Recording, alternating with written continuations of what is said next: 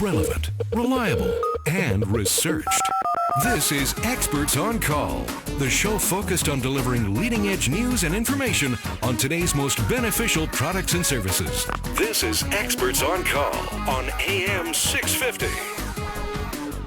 Welcome back to Quay Pacific's Talk About Strata. I'm Stirling Fox. Tony Gioventu is the Executive Director of the Condominium Homeowners Association of British Columbia. And we're talking about some new legislation. The government of BC just actually introduced this, a couple of weeks ago on the 7th of this month. It's called Bill 44. It's the Civil Resolution Tribunal Act that will see a tribunal formed here in British Columbia as a mechanism to resolve disputes between strata owners, strata councils, basically, among other things, to reduce the very heavy flow of traffic to the courts of BC over matters that really could be dealt with, Tony, other than tying up the Supreme Court of the province. And this tribunal is a likely improvement for a lot of condominium owners. Now, during this break, you were telling me about a specific example of a condominium owner here in Vancouver with a medical condition that had to change the flooring in the suite and ran into all sorts of issues with the Strata Council. Flesh the story out for our listeners, if you would, please, because it's a pretty typical example of what this tribunal is likely to be formed for. This is almost what these guys are going to be about, isn't it? Well, it is, and provided we're not bringing human rights into this, and the flooring issue eventually did involve a human rights issue. Okay. But it could have been resolved before it got there, and provided we're actually not bringing a human rights dispute or a claim into this, it will be something that could go to the tribunal, and it could be a circumstance where somebody has special needs for access to a unit. Right. The flooring example is a great example where a person has serious allergies and health conditions and is advised by her doctor to remove the carpeting and material in her unit and put in hardwood floors and to reduce the dust as much as possible. Sure. And the mites and all of the things associated. And the owner makes a request to the Strata Council, and the Strata Council at that point then has to look at their bylaws, whether they do or don't permit hardwood floors, whether the bylaws do or don't allow for alterations, and then make a decision based on that. And based on, before it even got to a human rights level, based upon the special needs of the individual, right, does Strata Council feel that there's a duty here to accommodate this person? Now, first of right? all, did the bylaws in this particular building allow owners to change the flooring in their individual units? I don't remember all the particulars of that. Okay. But the outcome is that it did involve a lengthy process of dispute, involved a human rights claim. So the Strata Council decided she couldn't change the flooring regardless of the reason or excuse as they saw it. Exactly. Ended up going to human rights to a dispute who essentially granted that, yes, there is a special need here, a special accommodation needs to be made. And things can happen out of special accommodation for even a limited period of time. As long as you own the unit, we'll grant this special accommodation and permission for this facility. When you sell your unit, it must be restored back to the way it was. Those could be reasonable conditions, but take conditions around things like pets. The Strata Corporation has a bylaw that permits 2 dogs. Somebody decides to adopt a 3rd dog, and they now have 3 dogs. Yeah. So the Strata Corporation has a few options, right? They find the owner, and eventually their only next option after finding the owner is going to court to get an order to have the 3rd dog removed.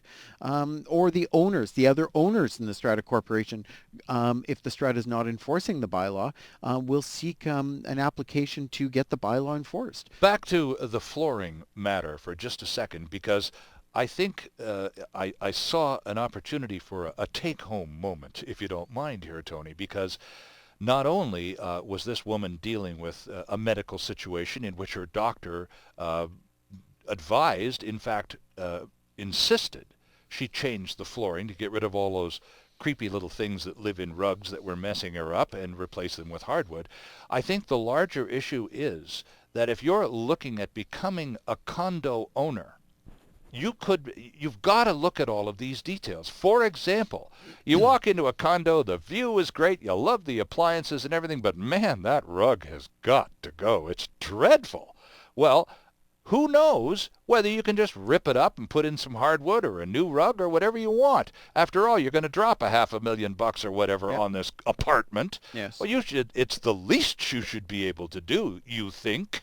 And then Well, all of a sudden you find out, geez, somebody's going to get they're going to come unglued if I try to change the rug, that horrible rug in that suite. Well, there's two parts of that. One part is that there are buildings that are designed not intended to put hard surface flooring in them. They're not soundproof Fair enough. sufficiently, Yeah, right? So it can be an incredible nuisance to other people. That would be an older wood frame building, Well, more than likely. Even a newer wood frame building, Okay, yeah. right? Wood frame building, it's kind of like dropping a marble on the face of a guitar, right? True. It's going to eventually have the same effect. But you know, the other side of it is the bylaws. It goes back to what we always say. Always look at the bylaws of the corporation to find out if you can change these. You may not like the looks of the carpet, in which case you can change it to new carpeting. Oh, okay. But can you...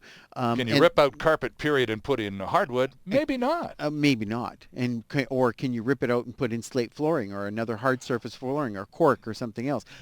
That is questionable based upon the bylaws of the corporation. So if I'm doing the show home thing, or my realtor is trotting me around to a half a dozen apartments on the weekend to look at these things because I'm hot to trot and I want to downsize and I got some dough, I mean, these are all questions. These nitpicky little dumb details matter big time once you've taken occupancy. So better to find out about them before you sign anything and give any money over, because it may turn out to be just a really silly thing, a small thing that's going to really disrupt what you thought was going to be your dream home. Well, and if you see that a new floor is just, if it's a listing and it says a new floor has just been installed, right? Well, that sounds like a polish to be able to get the unit sold. But how do you know that floor actually was installed within the guidelines of the bylaws? Good question. You don't know that. Yeah. You know, it's a question you need to be asking. Is this floor compliant with the bylaws and legislation? Because am I going to be facing a problem down the road because of noise, because of this floor, or because it's contrary to the bylaws? And certainly people get themselves into those situations where they now find themselves at a dispute with the vendor. They're in a dispute with the Strata Corporation because of the significant noise and all the problems associated. So, you know, it's surprisingly, I don't know how it's possible, but I don't know how you would not know somebody is putting in hardwood flooring in their unit in a wood frame building. Yeah. But surprisingly, Strata corporations frequently find out because of a new listing, and it says this charming 2-bedroom unit has hardwood flooring from room to room. Well, nobody gave permission for that. Our bylaws don't permit it. Right. But as soon as the listing came out, the Strata Council discovered there's a hardwood floor that wasn't permitted. This is all part of educating yourself, and particularly for the first-time condo buyer. It's such a dramatic lifestyle change from living in the burbs in a single-family home. There are literally thousands of details that all need to be addressed before you sign on. Now, one new innovation that we talked about briefly at the beginning of the show is this requirement now by the government of British Columbia to produce depreciation reports. Now, this can be an extremely valuable tool for the potential condo buyer because it lays out a roadmap for the future of every building in the province. What maintenance has been done up to this point, what is likely to be required in the next 5, 10, 15, 20 years, and what costs are likely to be associated with a new roof or new drains or whatever. Yeah. And as a potential buyer, you can now ask to see those reports, assuming your unit or the building you're going to buy into has one ready. Well, you'll find if you look around the world where there's any kind of real concentration of multifamily developments in condo or strata form, that you'll find depreciation reports or reserve fund studies. You can search either one on the website, on the web, and both will pop up results for you. And essentially what it is, it's a mandatory legislated planning document that you have to have commissioned. So you go out and you hire a depreciation planner who's usually an engineer, an appraiser, a quantity surveyor, or a certified reserve planner, somebody within this occupation. They do the report for you based on the requirements of the legislation. It spans over 30 years, but it essentially does a small group of things for you. It essentially tells you, first off, what you own.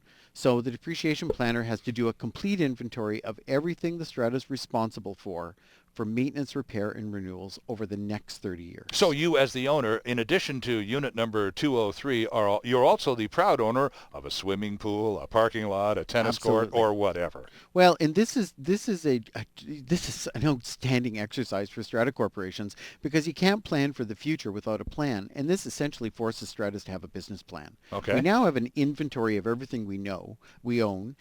The depreciation planner has to give you an evaluation of the condition of those components. Then there's a projection of how long these components are going to last. What's the reasonable life performance? So, the roof, you have a roof on 4 buildings. The condition is, in a, 80% of its life expectancy with some of the following items that should be investigated for further maintenance. And it needs to be replaced in 11 years. And now, what's the projected cost of the replacement, right? In 2012 dollars, right? Well, in 2012 dollars, adjusted but for inflation. Right. projected for inflation for the future in 11 years. Right. And by the way, that roof is going to cost $380,000. We've gone through all that exercise. The depreciation planner then looks at your finances as a strata and says, how much money do you have in the bank for your savings? And by the time we put all of your components together, how are you going to pay for these things? So 11 years from now, when you need to have a check for $380,000 ready to put a new roof on this place, will the money be there? Well, and for the first time, individual owners will now know, even if the strata doesn't put more money in the bank, I now know as an individual owner there's a $380,000 estimated levy coming. My share of which is going to be my 3% of that. So I'm going to owe $9,000, and I've got 11 years to put it together. Right. And so all those components together, it really is the ideal way of planning for the future collectively. Now, very quickly here, because we had to take a break, but these depreciation reports are now required by law as of just a week or so before last Christmas, but the strata councils of British Columbia have a certain time period to get themselves up to speed and have these available. What's the limit? When must every strata council in British Columbia have them on their desk? Everybody was given a 2-year limit. So okay. December 13th, 2013 is the compliance date. You either have to do one of two things. You have to have your report done, or your strata will have to pass a 3/4 vote, which we'll talk about in a minute, because it's created a little bit of a trap for the strata corporations. You'll have to have a 3/4 vote to exempt yourself, which you have to pass every year. This is Quay Pacific's Talk About Strata on AM 650. Tony Gioventu and Stirling Fox with you on this program, and we'll be right back.